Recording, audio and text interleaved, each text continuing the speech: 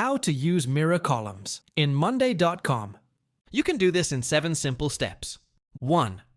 Open your Monday.com board and click on the plus icon at the top to add a new column. This will bring up a list of column types. 2. Scroll down and select Mirror Column from the available options. Mirror columns allow you to pull data from connected boards.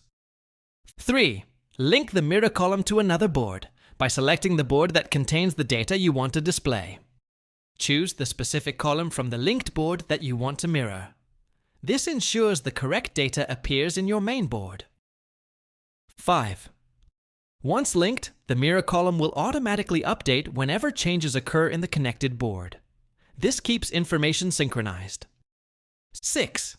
Use mirrored data to track progress, manage workflows, or display key metrics without switching between boards. 7. Adjust column settings or relink it to another board if necessary. This flexibility allows you to customize the mirror column for different needs.